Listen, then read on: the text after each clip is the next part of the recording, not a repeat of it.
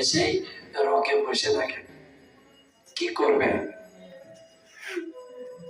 এইরকম একটা সুযোগ দিয়ে এক বিধবা ধনী রমণী নরেন্দ্রনাথের কাছে প্রস্তাব পাঠালেন যে তাকে যদি বিয়ে করে তাহলে তিনি তার যত অতুল ঐশ্বর্য নরেন্দ্রনাথকে দিয়ে দেবেন। এই কথা শুনে নরেন্দ্রনাথের খুব বন্ধু ভবনাথ, একটু আগে বললেন যেখানে স্বামীজির প্রণাম করছিলেন, সেই ভবনাথ ঠাকুরের কাছে গিয়ে কাঁদতে কাঁদতে বললেন, মশাই, নরেন্দ্রনাথ যে এরকম হবে আমি বুঝতে পারিনি। ঠাকুর শুনে বললেন, ফের সারা তুই যদি এই কথা বলিস আমি তোর মুখ দর্শন করবো না। আমার নরেন কখনো এরূপ হতে পারে না। তাহলে কি? তাহলে তিনি কিসের আবেগে বললেন যে লাভ পশু হয়ে? তাহলে আরেকটি ঘটনা বলি, তাহলে বোঝা যাবে যে কিসের প্রেরণা। দ্বিতীয় ঘটনাটি হলো গিরিশ ঘোষ। গিরিশ ঘোষকে একদিন ঠাকুর নিমন্ত্রণ করেছেন ওই স্টার থিয়েটারে চৈতন্য লীলা নাটক দেখবার জন্য। গিরিশ ঘোষ দলবল নিয়ে গেছেন, আমি যমনিকে নিয়ে এসছি, 3-4 ভক্তকে নিয়ে এসছি, আর ঠাকুর তো রাতে আরো 2-4 জনকে নিয়ে গেছেন। আর আপনারা জানেন গিরিশ ঘোষ মদমত্ত মাতাল, দুশ্চরিত্র, লম্পট, হেন কোনো কর্ম নেই যে তিনি করেন না। শুধু তাই নয়, তিনি যেখানে বসেন তার নিচে সাধারণত মাটি পর্যন্ত অপবিত্র হয়ে যায়। তাহলে চিন্তা করুন কিরকম গিরিশ ঘোষ। সেই গিরিশ ঘোষ ঠাকুরকে নিমন্ত্রণ করেছেন স্টার থিয়েটারে চৈতন্য লীলা নাটক দেখবার জন্য, আর ঠাকুরও গেছেন। যাওয়ার সঙ্গে সঙ্গে ঠাকুর গিরিশ ঘোষকে একটু লুচি খেতে দিয়েছেন। গিরিশ ঘোষ মুখে তুলবেন, আর ঠাকুর গিরিশ ঘোষ তো নেশা সবসময়, তাকে বলো, ওয়ে ঠাকুর বলো তুমি আমার ছেলে হবে কিনা? ঠাকুর বলে, আরে আমি শুদ্ধ সত্য ব্রাহ্মণ ঘরের ছেলে, আমি তোর ছেলে হতে যাবো কেন? ও আমি কায়েত বলে হবে না, তিনি তো এখানে তোমার বাংলাই ভাব কেন না? হ্যাঁ, যেহেতু আমি তো কায়েত, সেই জন্য বলো ঠাকুর তুমি আমার ছেলে হবে কিনা? এই যতবার বলেন ঠাকুর বলে, ওই গিরিশ, আমি তো শুদ্ধ সত্য ব্রাহ্মণের ঘরের ছেলে, আমি তোর ছেলেতে যাবো কেন? এই যত না বলে নেশা তখন আরো সপ্তমে উঠছে। তখন ঠাকুরকে আরো গালি গালাজ, যে গালি গালাজের কোনো শালীনতা, কোনো মাত্রা বোধ নেই, শুরু করলেন। তখন গিরিশ ঘোষ শেষকালে বললেন, চলো তোমাকে লুচি খেতে হবে, ওঠো। বলে ঠাকুরকে লুচি হাত ধরে তুলে দিচ্ছেন, আর ঠাকুরটা দেখে থাকুন কি সুন্দর ফুলকো ফুলকো লুচি, আর খেতে দিচ্ছে না। এই দেখো, তখন যে সমস্ত ভক্তরা ছিল হাত ধরে তুলে দিচ্ছে, তবু সে বলছে, দেখো এ ব্রাহ্মণ তো, চলে মশা, আর খেতে হবে না। এই বলে গিরিশ ঘোষ ঠাকুর যা সমস্ত ভক্ত ছিল তারা ঠাকুরকে নিয়ে চলে গেল কোথায়? দক্ষিণেশ্বর। সেদিনের উপর শান্ত হয়ে গেল।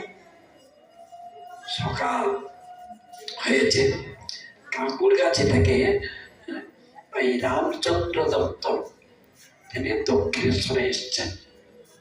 এই তখন 9টা হবে। ঠাকুর তখন বলছেন, রাম দেখলে কাল গিরিশ ঘোষ কি গালিগালটা না দিল। তখন রাম বলছে ওই কালিয়া বলেছিল যে তুমি যমুনা এত বিষ ঢালো কেন? কালিয়া বলেছিল প্রভু আপনি কি আমাকে অমৃত দিয়েছেন, আপনি যাই দিয়েছেন তাই, তাই আপনি গিরিশ ঘোষকে যা দিয়েছেন তাই। তখন বললে আচ্ছা রাম একবার গিরিশ ঘোষের বাড়ি গেলে হতো না? বলে যাবেন তো চলো। আর ওদিকে গিরিশ সকাল হয়েছে আর নেশাটা একটু কেটেছে, তখন পায়চারি করছে আর বলছে ইস কাল নেশা চোখে কি না এত কথা বললাম, বলাটা ঠিক হয়নি, এরকম পায়চারি করছে আর ভাবছে। আর ওদিকে ঠাকুর ওই রামচন্দ্র দত্তের গাড়িতে করে এই 10:30 এসে পৌঁছলেন। আর গিরিশ দেখেই দৌড়ে গিয়ে পা জড়িয়ে ধরে কাঁদছেন, বলছেন আজ যদি তুমি না আসতে আমি বুঝতাম তুমি এখন পরমহংস নামের অযোগ্য, আজ যদি তুমি না আসতে বুঝতাম তুমি এখনো নিন্দার প্রশংসার উঠতে উঠতে পারোনি। আজ বুঝেছি তুমি কে, বলো তুমি আমার ভার নেবে কিনা। বলে ঠাকুরের পা জড়িয়ে ধরে কাঁদছে। ঠাকুর বলছে বলে গিরিশ ছাড়, পা ছাড়। বলছে না বলো তুমি আমার আগে ভার নেবে কিনা।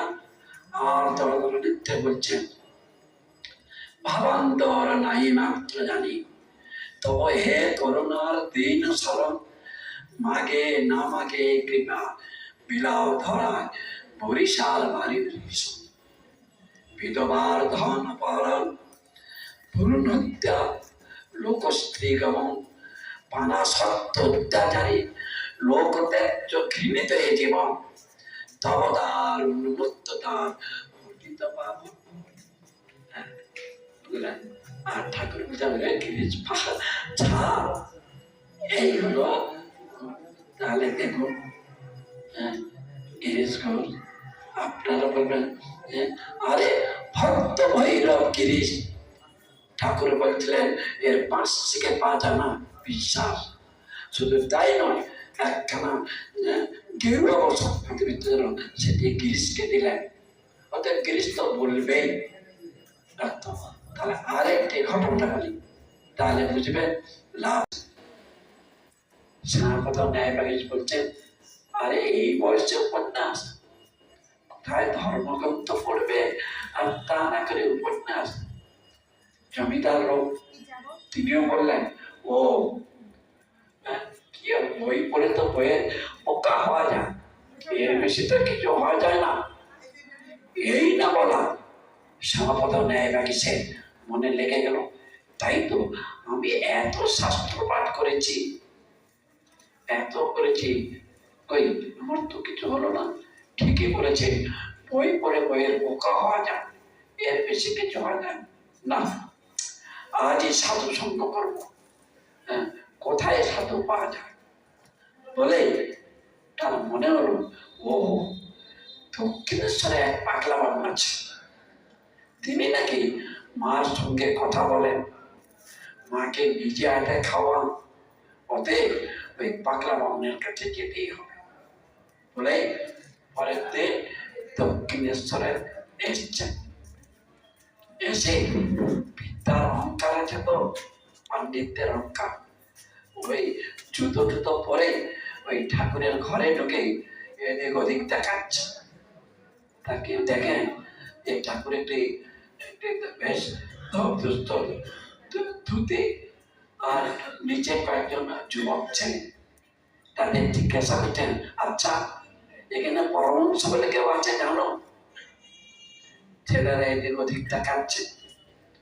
তখন দু একটা বললেন এই তখন বলল ও তুমি পরমহংস, বাহ বাহ বাহ বেশ, হ্যাঁ আমি আজ অন্য শাস্ত্র পাঠ করে পেটের অন্ন জোগাতে পারিনি, আর তুমি পরমহংস নাম নিয়ে বেশ বসারা বসিয়েছ, বেশ বেশ। হ্যাঁ ছেলেদের উদ্দেশ্য করে বললেন আরে পরমহংস কাকে বলে জানো? কেন এর তো কোনো গেরুয়া বসনও পড়েননি আর পরমহংসের কোনো চিহ্ন নেই, ওই হাঁটুর উপর কাপড় একটা ধুতি, সেই জন্য তার যা ধারণা, সেই জন্য তিনি বললেন, বাহ বাহ বাহ, বেশ বছর আমাকে এইসব যুবক ছেলেদের মাথা খেয়েছিল। হ্যাঁ, কোথায় সাধু সঙ্গ হবে বলে এলাম, আর এই যেন কুসঙ্গ হয়ে যাক বলে বেরিয়ে যাচ্ছেন। ঠাকুর তখন বলছে, সঙ্গে তো হয়ে গেল, আজ থেকে গেলে হতো না। বলে আচ্ছা আচ্ছা, বলে উনি বেরিয়ে গিয়ে ভাবলেন সন্ধে হয়েছে, একটা আন্নির করে নি, গঙ্গার ধারে বসে। বলে গঙ্গার ধারে বসে যেই আন্নির করবেন, দেখেন ঠাকুরের ছবিখানে ভেসে উঠছে। কি হলো? বললো একটু তো রাগারাগি হয়েছে, কথা হচ্ছে। বলে ফ্রেশ ট্রেশ হয়ে আবার তিনি গঙ্গার ধারে বসলেন। তখনও দেখেন ঠাকুরের আবার সেই ছবি বারবার হতে, তখন তিনি বলে না, বলে আবার ঠাকুর ঘরে আসছেন। তখন ছেলেগুলো এলে আবার এই বিটকেল ব্রাহ্মণটা কি করে, বলে তার পিছু পিছু আসেন, দেখেন ঠাকুরের ঘরে গিয়ে দেই মতো পল্লবম, আর ঠাকুরও ভাবস্থ হয়ে তার মাথায় একখানি পা আর কোলে একখানি পা নিয়ে বুঝে দেই মতো পল্লবম, দেই মতো পল্লবম। এই হলো লাভ পার্সন ভাই। আপনারা হয়তো বলবেন, আরে মুসা ইনি তো পণ্ডিত ব্যক্তি, এর তো এমনি শাস্ত্র পাঠ ছিল, শুদ্ধ সত্য ব্রাহ্মণ, তার হয়তো এরকম হয়েছে। ঠাকুরের কাছে বুঝতেই হবে, দেখি কি হয়। বলেই তিনি ঠাকুরের কাছে ওই দক্ষিণেশ্বর তরকে আসছে, সাষ্টাঙ্গে প্রণাম হয়ে বললেন, বলো ঠাকুর, এখন যা, বলে সেই